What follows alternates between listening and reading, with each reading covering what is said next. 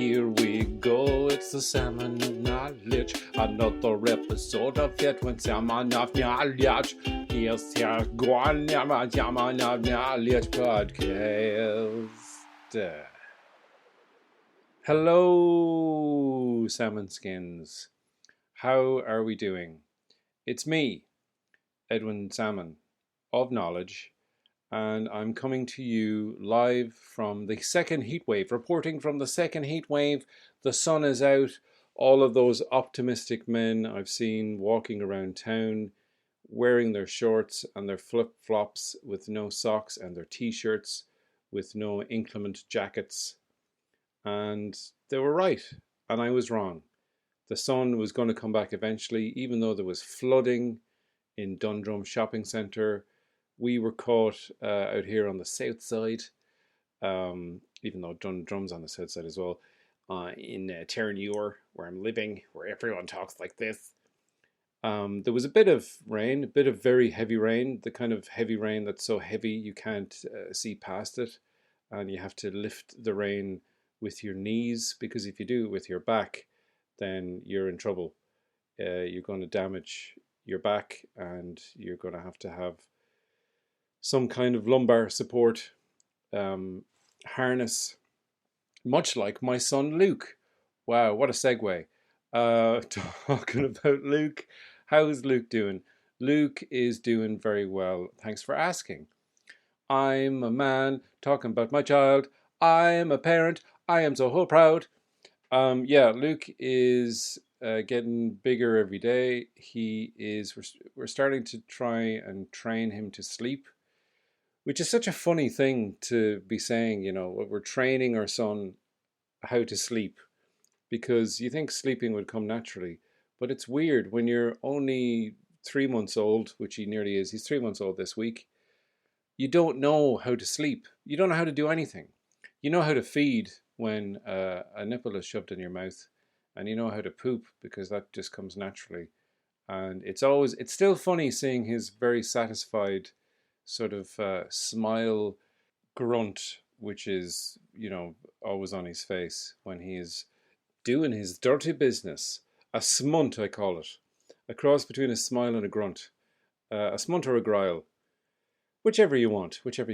So he is learning how to sleep. We're, putting him down constantly. We're ragging on him. We're like, look at you, you can't even talk, you can't walk, you need to put on a pair of dungarees and some hobnail boots and get a job, sir.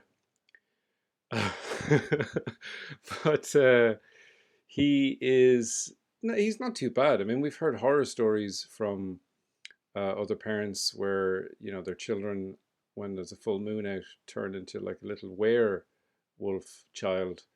But it's terrifying, but also they're werewolf children, but they're only 3 months or 4 months old, so they can't walk. All they can do is sort of wriggle around with their claws. It's imagine like a little tiny hairy werewolf bursting out of its onesie. So it can't come after you. You just have to feed it raw meat instead of breast milk and or formula, because you can do a combo. But it is funny trying to reason with the unreasonable. He really is. He's a little smush, but he's the smushinator. He is Smushinator 2 Judgment Day for Smush. Smush 3 Rise of the Smushes. I'm trying to do all of the Terminator movies. God, there are a lot of them, aren't there? Smushinator Salvation. And Smush Genesis, which is, that's James Cameron texting me on my phone to tell me to cease and desist from all mentions of the Terminator, a franchise. Sorry, James. I love the Terminator movies. Well, the first two. And then they haven't done a single good one without you. Come back, oh Jimmy, come back to the franchise you love so well. You're making 12 Avatar sequels, and no one really wants to see them. So, what was I saying? going off on tangents is difficult when you don't have things written on your hand, as I would do in stand up. But I was talking about Luke learning how to sleep, which is something that no one ever remembers. And it's something that, I mean, like, people can sleep anywhere, and sleeping is something that everyone, of course, loves.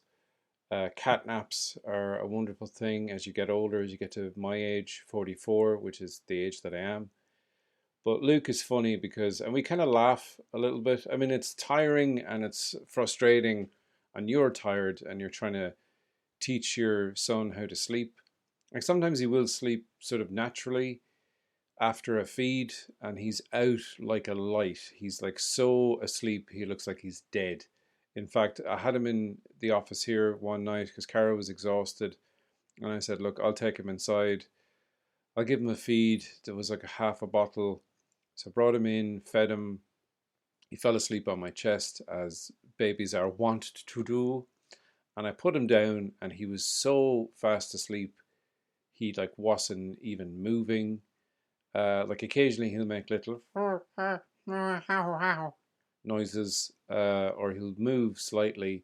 He wasn't moving at all. And I mean, there was a thing where in the first couple of weeks we were terrified that he would, stop breathing, and you don't know anything, and you're so concerned, and you wrap them in cotton wool, and then you read something online that says don't wrap your kids in cotton wool, so you throw all the cotton wool out, and then you realize you could have used the cotton wool to do your makeup, and it's all very distressing, and it's all very tiring.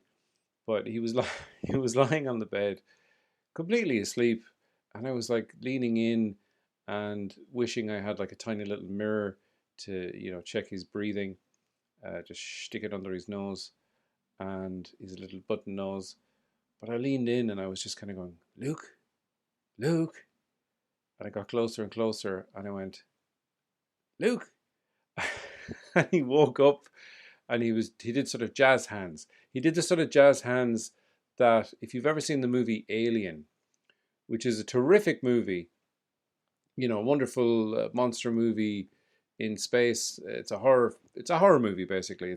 But instead of a big mansion, it's a big spaceship, and there's a monster running around, and it's very scary. And they don't show much of the alien, which is I guess Ridley Scott stole that from Steven Spielberg, because in Jaws they don't show much of the shark. It's the suggestion of the scary monster being there.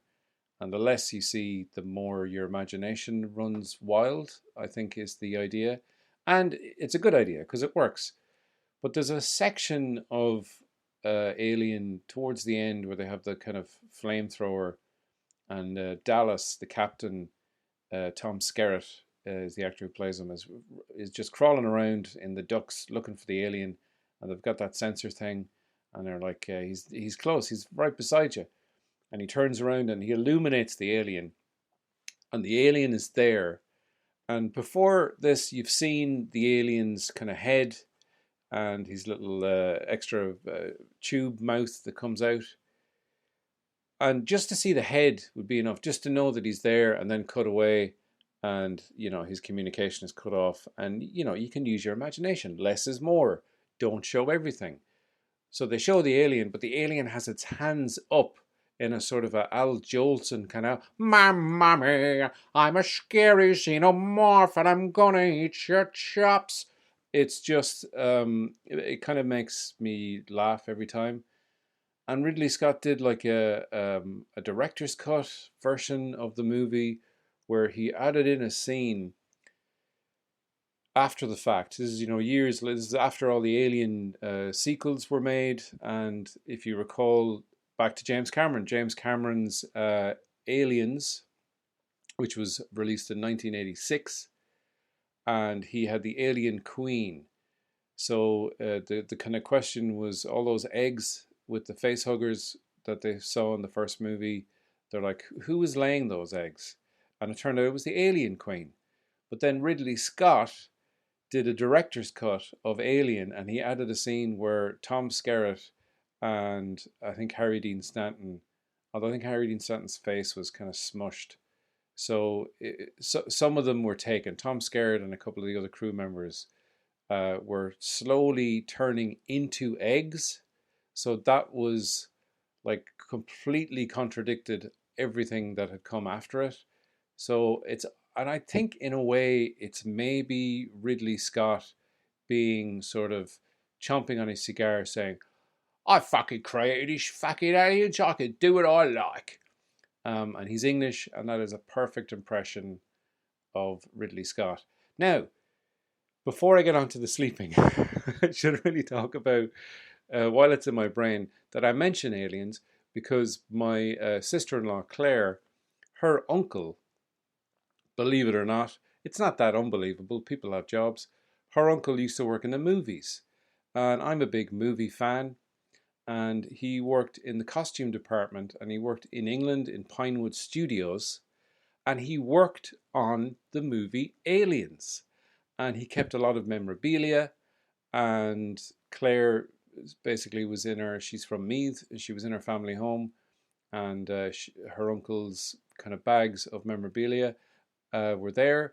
And what she has, he worked on a lot of Bond movies. He worked on like Dr. No, and he was friends with Sean Connery, and he worked in the costume department, so he would have taken a lot of Polaroids, like early kind of Polaroid pictures.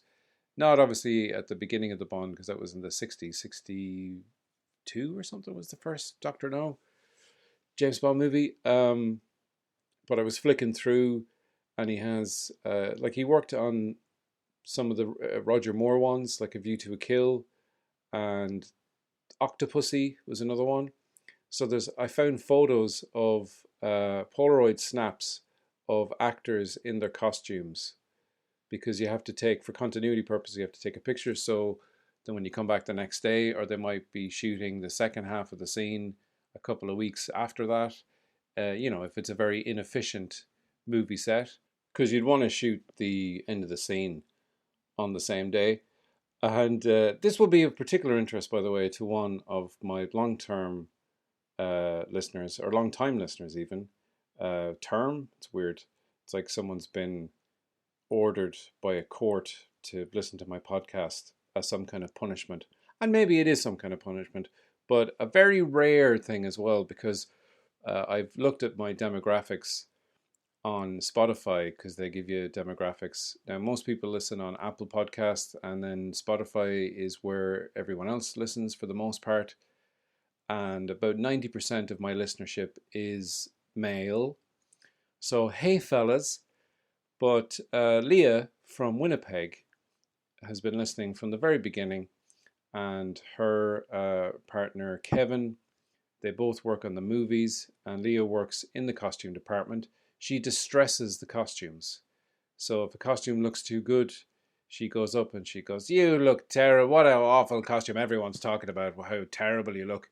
And the costume goes, "Oh, I'm so," and it gets all threadbare. No, she worked on the movie Nobody with Bob Odenkirk. Best wishes to Bob Odenkirk. He's not listening to this podcast. He had a small heart attack on the set of Better Call Saul, the final season of Better Call Saul, and thankfully he's fine. So, I was worried for him, obviously, and obviously, human life is more important than a TV show. But I really do love that TV show, and I'm glad that he survived, just for my own selfish need to see that TV show end. And I'm really looking forward to the final season of Better Call Saul. If you've never seen Better Call Saul, then don't watch it. Watch Breaking Bad first, if you haven't seen Breaking Bad, and then watch Better Call Saul. And then watch, ordering you to watch things, watch El Camino, the movie, which a lot of people didn't like, but I thought was very good, because to me, straight away, I was like, all right, I get it. It's like a Western. It's like the outlaw has to get out of town before the law come down on him. And that's kind of how I viewed it. It's kind of like Kill Bill Volume 2, which the first time I saw it, I didn't realize what Mr. Tarantino was doing. And I was kind of like, what is this? there's no Hong Kong chop suey action in this. And then I realized, oh, he's doing like a spaghetti western. He's doing a samurai spaghetti western with the second one. And the second time round, I enjoyed it much, much more. So, Sonny Chiba actually died there a couple of days ago as I'm recording this due to complications from COVID. He was 82, so I mean, he had a good run, but 82, it's still pretty young as far as I'm concerned. We should all be living to at least 100, at least. But I mean, obviously, it depends on your quality of life. Coming up next, Ed's going to finally get to the point about Luke asleep. But first, he's going to finish his point about Claire and her uncle who worked in the movies. Now, he only worked in London, in Pinewood. He wouldn't travel. So he would only work when they were, obviously, with the Bond movies, they go around the world, but they shoot a lot of it in Pinewood Studios, in the big, big studios. And Aliens was also in the big, big studios. And he has kept some scripts. Obviously, he got scripts so he could mark out when someone gets dressed or undressed or needs a costume or whatever. And I have in my possession right now the first draft of Aliens by James Cameron. And I've read about 11 or 12 pages of it and was like, all right, this is basically like the extended cut, or I wouldn't say director's cut, but there is an extended cut of Aliens, which has some good scenes. It has some scenes that maybe should have been kept in the movie, and it has some scenes that I would have taken out. So with that extended director's cut, I would do an additional Ed cut where I would cut out some scenes. I'd leave maybe two scenes in. There's a scene at the beginning where when Ripley wakes up from hypersleep and she's been asleep for 75 years or something, and she finds out that her daughter has died just like a couple of years before. So her daughter has like lived her whole life and died, and he like hands her a picture of like an old lady and that's your daughter. She was 11 and now she's old and dead. And then obviously that gives her a bit more impetus when it comes to Newt. When she meets Newt, she obviously has the mothering instinct. Her daughter's just died. For me, I just was like, I just took it, that she was trying to protect her, not because she was a woman and that's the mothering instinct, but that she had been through sort of what Newt had been through. She'd seen her entire crew been killed, and she'd been terrorized by this alien, and this little girl had gone through the same thing. So maybe it was too kind of on the money, and that's why they took it out. But there was also scenes of Newt and her family and her dad getting face hugged on the colony before any of the soldiers or Ripley got there. And I would have cut that out because there is a sort of tension of what's going to be on the planet when they get there. Is there going to be aliens, or is it going to be something else? It's probably going to be aliens because the name of the movie is Aliens, so that's maybe a little bit of a giveaway. Will Ed ever get to the point he was making about something a moment ago? I think it was about his baby Luke and how he's trying to get him to sleep, but I don't know. It was so long ago in the podcast. He's gone off on tangents about films, that's what he does. I don't know if we'll ever get to hear the end of the thing, but now here's an ad break. Here we go for the ad break now. Hey guys, welcome back. And yes, to answer myself, I will get to the point eventually about Luke and his sleeping, but I want to talk a little bit more about the treasure trove of movie memorabilia, courtesy of my sister-in-law Claire's uncle John Brady, who worked on numerous movies, including loads of James Bond films. 007. And I found some, I was talking earlier on about some Polaroids that he'd taken of costumes for continuity purposes, and a few of them are of Sean Connery, just standing, smiling, because most of us smiled, but Sean Connery smiled. And there's also a picture of Roger Moore dressed as a clown from the James Bond movie Octopussy, which is one of the worst James Bond films, if we're being honest here, but fair play to them for getting the word pussy into the title of the movie in a sly way. So lots of cool stuff. There's also storyboards from various movies, James Bond movies mainly, and there's some like letters from Albert R. Broccoli, Cubby Broccoli, the original producer of the Bond movies, whose family invented the vegetable broccoli and used that money to fund the Bond movies. Little known fact. So it's it's got some interesting stuff. If you're a movie nerd like me, obviously Claire and the whole family. Well, not obviously. I mean, I'm telling you, you don't know Claire.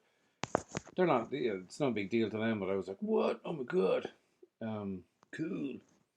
It's just like nice to have kind of keepsakes. And apparently, he didn't care for the movies, or it was just a job to Mr. Brady.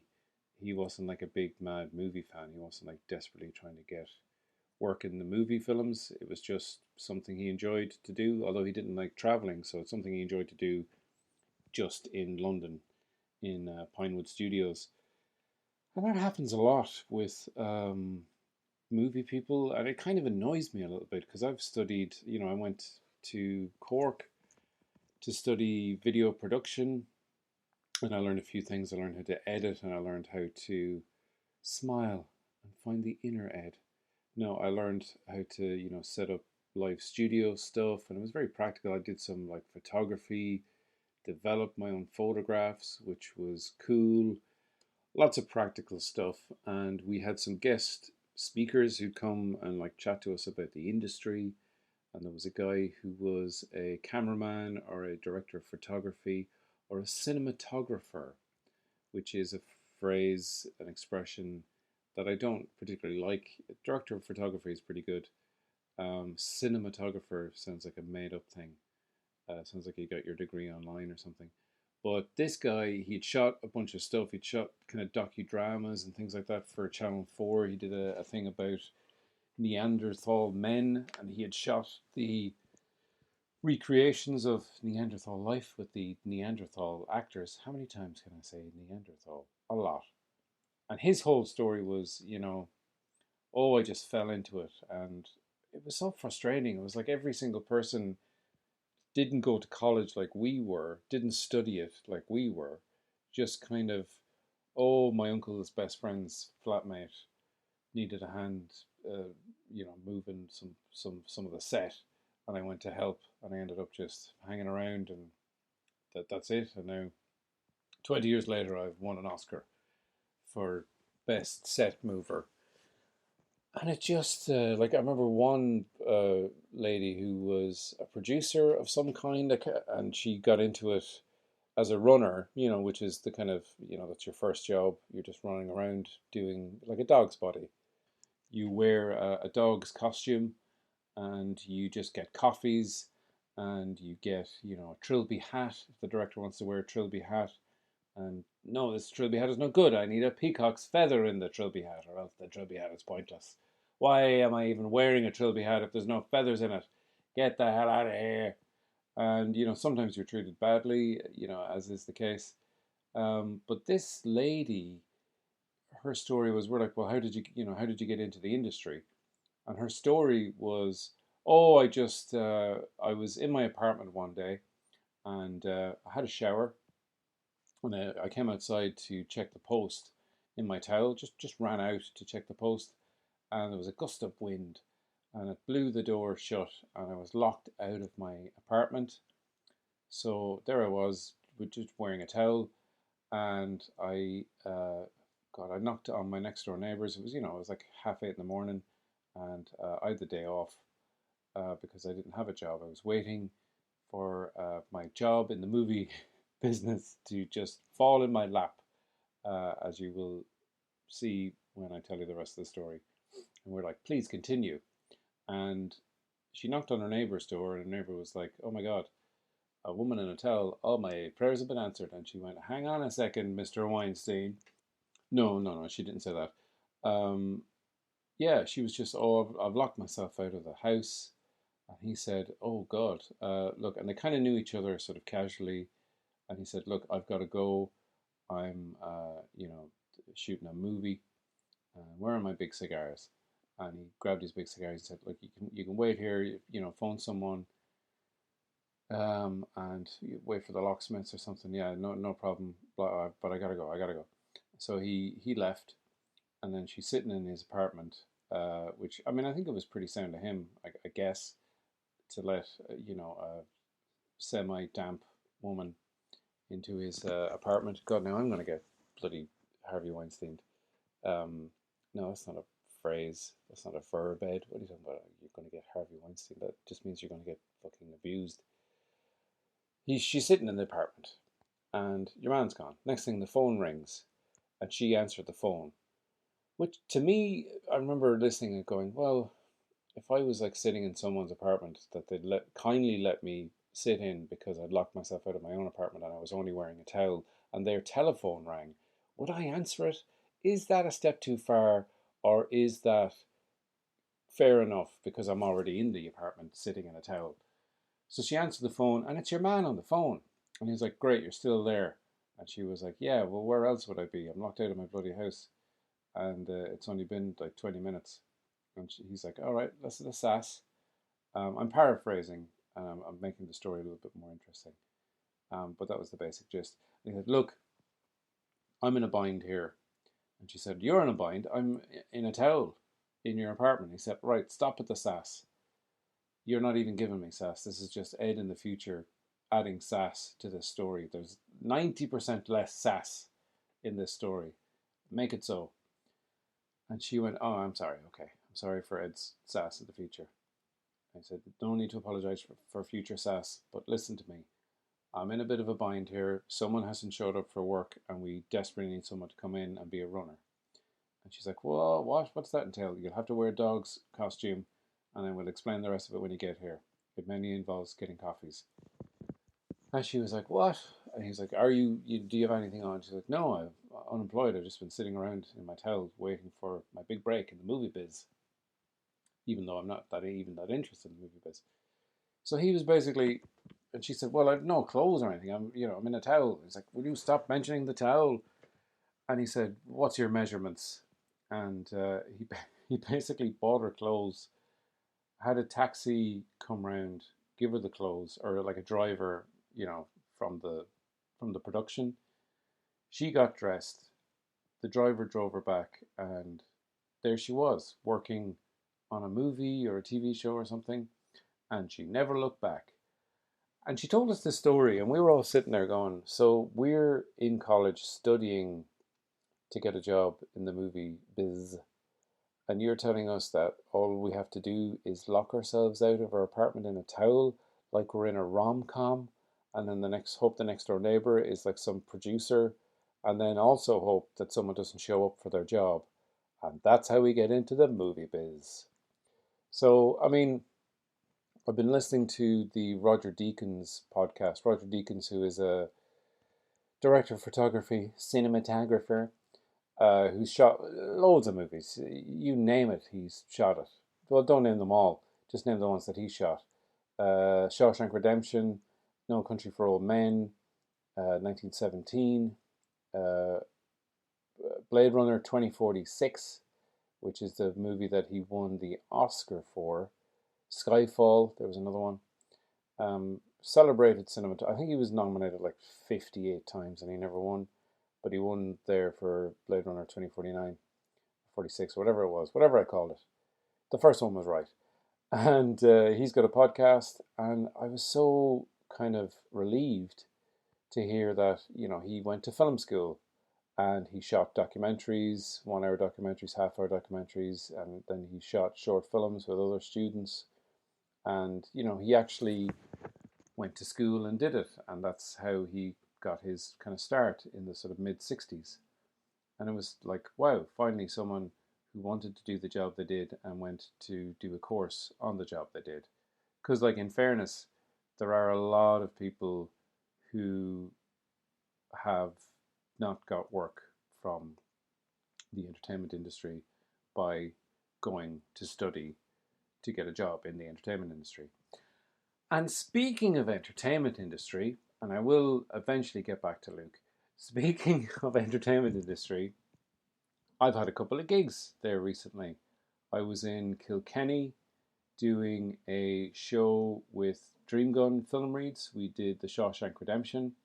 And actually, this Thursday, the 26th to the 29th of August, we will be in Edinburgh doing some film reads in George Square as part of the Underbelly Fringe Festival. And we're doing a couple of kids' shows at 3 p.m. and the regular shows are at 5 p.m. We're doing E.T., we're doing Shawshank Redemption, we're doing Harry Potter, and we're doing another one that I can't remember. But if you want to get tickets, you can look up Dream Gun online, Dream Gun Film Reads at Edinburgh Fringe, and get your tickets. So if you're going to be in Scotland, I know Jim from Scotland is a long-time listener of this podcast and my other podcast, which is on indefinite hiatus, reviewables.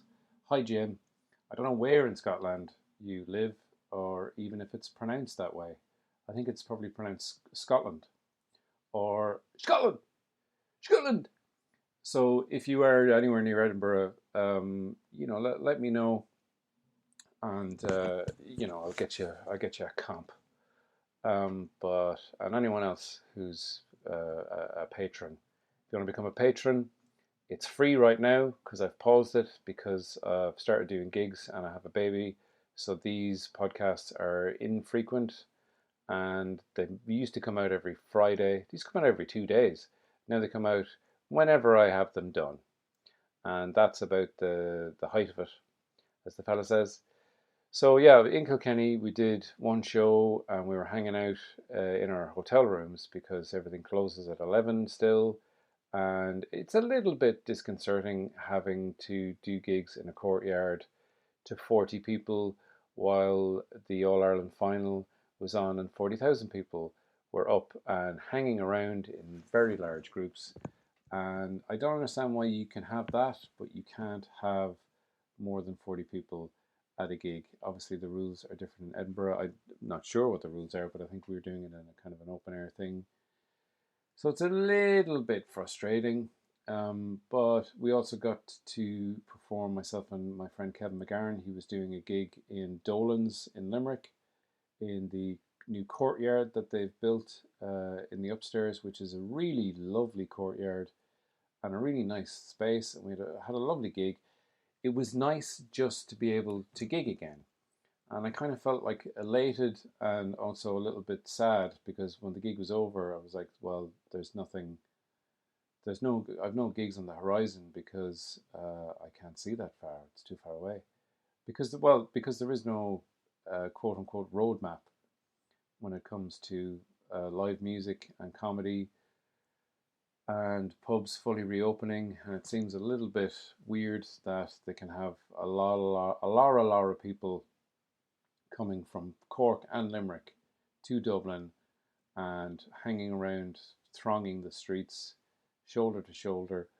And like, I'm not blaming them, I'm blaming the government. Like, people are like, oh, these, sports fans. It's like, well, I mean, they're only following what the government is saying is okay to do. It's okay, apparently, for 40,000, maybe it's not 40,000, well, it's 20,000. It's a lot of thousands. It's in the tens of thousands of people to attend this from outside the county, but we can only have 40 to 50 people in an outdoor thing, even if people are double vaccinated. Why were we vaccinated? I know there's a Delta variant. I know that we're not out of the woods yet, and the woods are still diseased, and we shouldn't be licking the trees, and that's the way it is. So I got to talk about my son Luke and his sleeping patterns, and hey, we've come full circle. So basically talking about how you don't remember learning how to sleep because it's something you do naturally. Like, you don't have to think about it. You don't have to think about sleeping. You're tired and you go to sleep. But when you're only weeks old and you haven't trained yourself how to sleep, all you do is just complain about how you can't go to sleep and go, oh, I'm so tired, I'm so tired. Why can't I go to sleep? Why will this tiredness ever end? What can I do to possibly end this living hell of tiredness? And the last thing you ever think about is actually sleeping. So yeah, I got to talk about Luke, and I thought it would be slightly annoying because new father talking about his son, and maybe some people don't have kids or whatever. But I kind of framed it in the way that I think I framed it on this podcast before, where I was saying, look, I don't, this is what I've been up to in lockdown. What, you've learned how to make fucking sourdough bread? Well, whoop de fucking do. I created human life. So I win the pandemic. And, it went very well. I think partly because it was new stuff that I was talking about. I mean, some of the old stuff went down very well because it's funny, but, you've done that a million times. So doing stuff that's fresh and new, it's interesting for me. So obviously, it's that little bit more interesting for the audience. I think I'm pronouncing that right. Now someone's car alarm is going off outside. I don't know if you can hear that in the background, but there's nothing I can do about it. And I've already said my piece. Oh, there we go. It stopped. Good. Thanks for stopping the car alarm after I've said everything I was going to say about live performing. So hopefully there'll be more of that in the future. I will be booking a tour for next year, which I'm going to call the Hoping It Happens tour. No, I mean, I'm sure it will happen. I'll be booking it for probably March, just to give a bit of, or maybe earlier than that, who knows.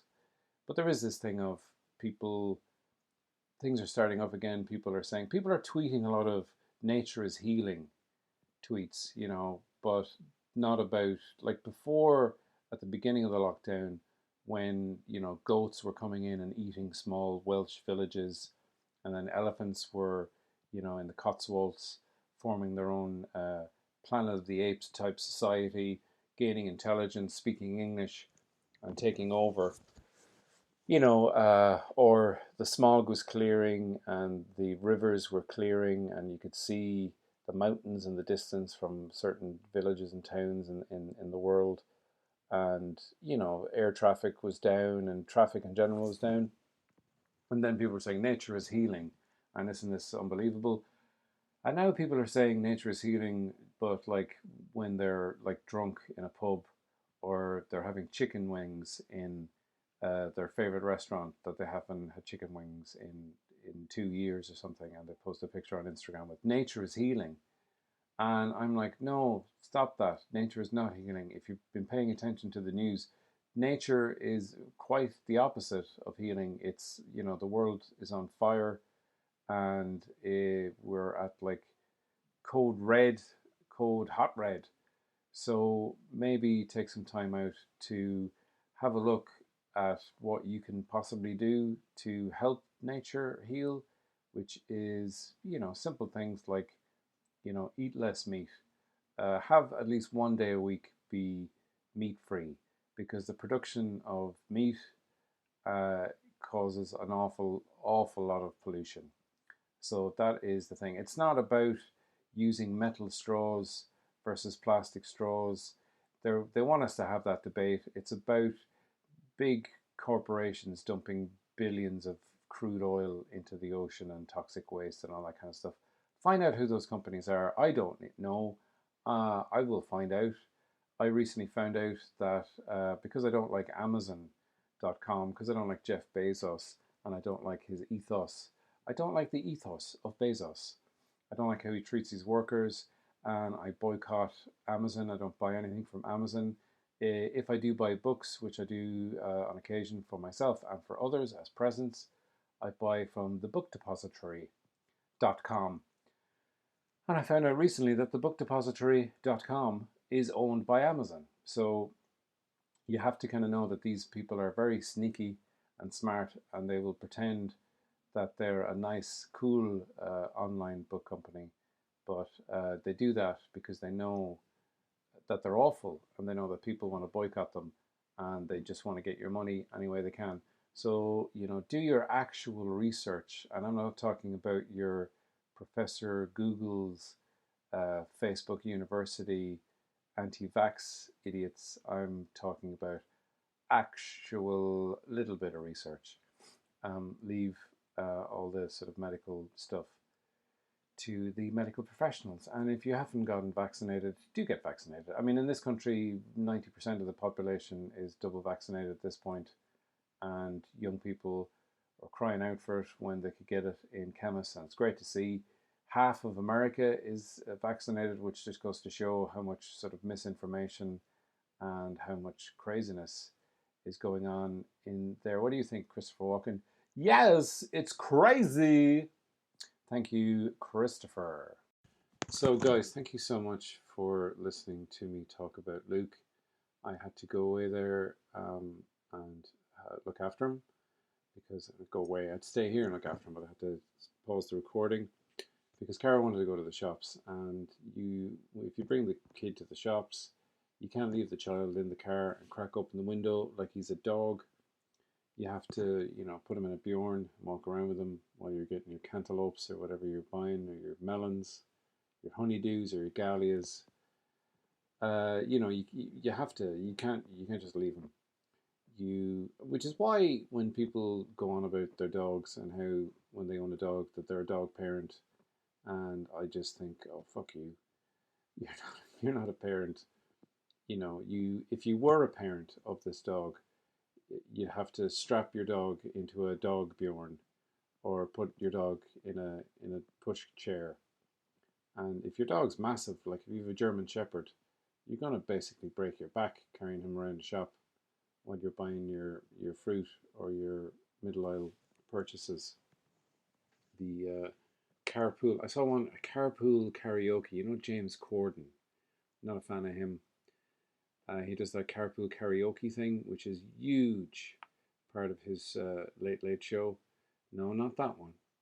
And he just gets singers to sing along to their songs in a car, and it's genius. I mean, it makes for good YouTube clips. I've watched a couple of them. I've watched the Paul McCartney one just because I'm a big Beatles fan. But there was the carpool karaoke game that you could buy, was on sale in the middle aisle in Aldi, and I was like, how is that a game? How did they make a game out of that? I was almost curious enough to pick it up. I think it was like €16 for the family carpool karaoke game. I mean, surely that game is, I'll give you that game for free. You don't have to pay €16. You just pick songs that everyone knows the words of, play them in the car while you're driving around, and everyone sings along. Hey presto, there's your fucking board game. So fuck you, James Corden, and the horse you rode in on. I'm incredibly jealous of all of your career breaks. So yeah, we can't leave Luke just sitting in the car. That's unfortunate. Now there was some other unfortunate news, not baby related. This is just very sad news. The comedian Sean Locke, who is famous for being on 8 out of 10 Cats, way back when he used to do a double act with Bill Bailey. He's good friends with Bill Bailey. Very funny, very kind of surreal at times. Very sharp man, very lovely man by all accounts. He passed away. He died only 58 years of age, leaving 3 kids behind and his wife and all of his friends. And no one had a bad word to say about him. And it kind of came as not came as a shock. I mean, obviously, some people knew that he was battling cancer, and he unfortunately died. And yeah, it's sad. And I mean, I saw a lot of people posting tributes and condolences online, and I'm kind of a little bit want to do that. I just kind of don't see, not that I don't see the point, but I'm like, it's, I didn't know him. Now I met him once briefly in Galway doing the comedy festival down there, and I was in the Roisin Dove, and I was going for a whiz, going for a slash, and in one of the kind of in the only cubicle that was free.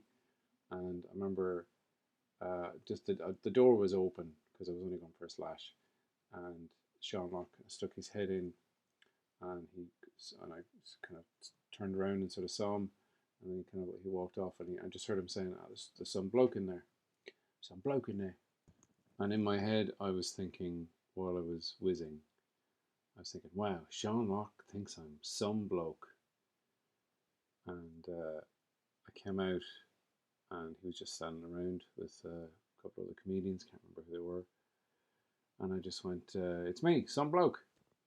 And he, without skipping a beat, just went, "I knew it. I knew it was some bloke. I knew you were some bloke." And we kind of had a laugh. And then I didn't introduce myself or say I was a comedian. I just kind of washed my hands. I was like, "Take it easy." And off I went. So that was it. Just, he was up for a laugh. He was very quick. And it's sad that he's passed. People were sharing a lot of his stand-up clips, and yeah, I always thought he was very funny, and rest in peace, Sean Locke. So that's a very depressing end to a podcast, so let's not have that, and let's have the latest episode of Baby Detective. This was the toughest case I'd ever faced as a baby detective. Yeah, I know what you're thinking. How many cases could a baby have handled anyway in his short life? 2.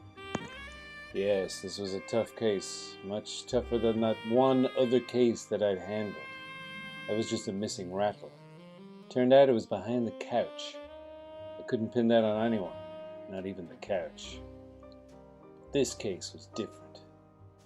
All the milk had been systematically stolen from all the nursing mothers in the hospital. We traced it to an abandoned refrigerator factory on the outskirts of town. We heard noises from upstairs. Me and Denise, that is. Denise, she's my, let's say, partner. But that's putting it too nicely. She's just a woman who carries me around, does everything I tell her. Kind of the perfect woman. For me, that is. Someone who carries me around, because I can't walk by myself, because I'm a baby. A baby detective. And this baby detective's nose had led him all the way to the abandoned refrigerator factory. Turns out my hunch was right. The minute we got there, we heard noises from upstairs.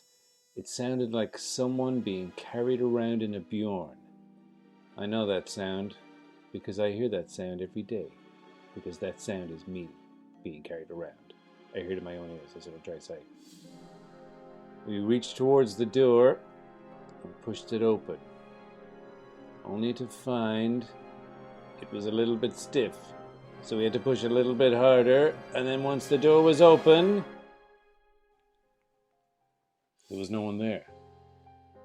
What had happened? I was sure that this was where the crime would end, and I wanted to end crime. An end to crime. Yes.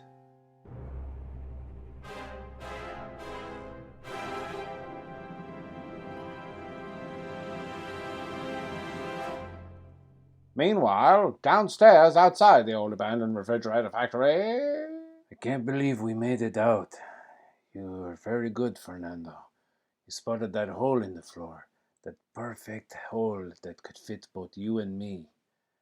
It seems like a lot of pregnant women were escaping through that hole. Why do you say that, boss? Why do you say pregnant women? Because, Bish, pregnant women are always working in refrigerator factories. Their temperatures is too hot, so they need to cool down.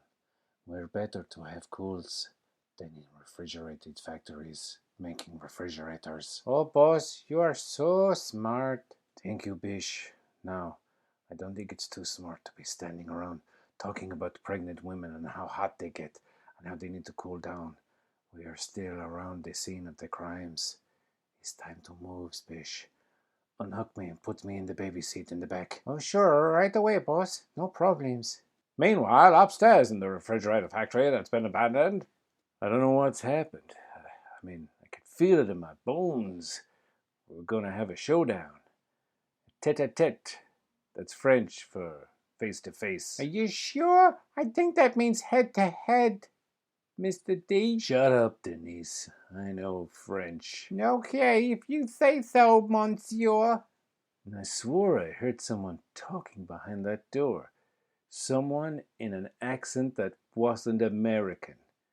And an accent that's not American is not an accent I want to trust.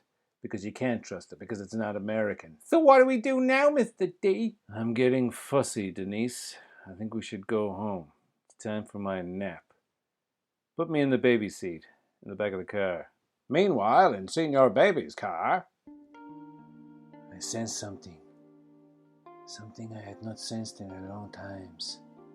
Driving around the city, the rain splashing against the windscreens, the wipers throwing it away onto the streets like some homeless person who wants change, but I don't have any change, and then they keep asking, and I get so mad that I beat the bish and throw them out into the road for a car to run them over.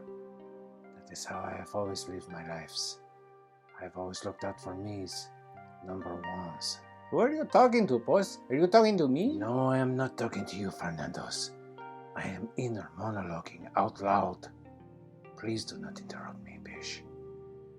I haven't felt this unfulfilled since the last time I couldn't fill my nappies. Oh, I remember that, boss. I had so much milk that day.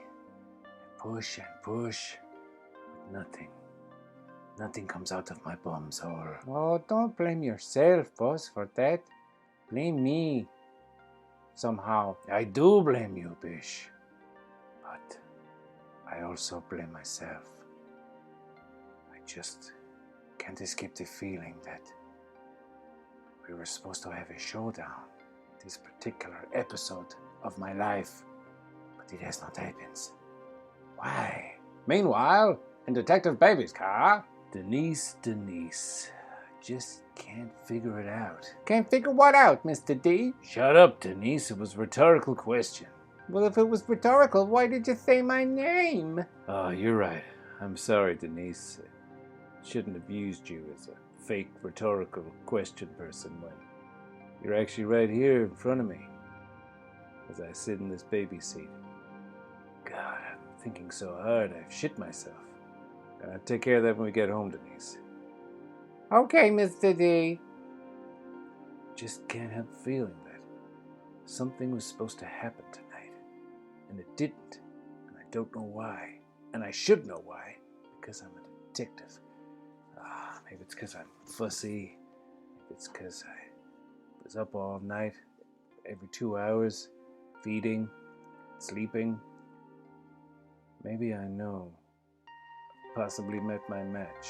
Maybe I know that I've possibly met my match as I stare across the road through the rain at what looks like to be a very thoughtful baby sitting in the back seat of a car. And it's a very thoughtful baby sitting in the back seat of that car.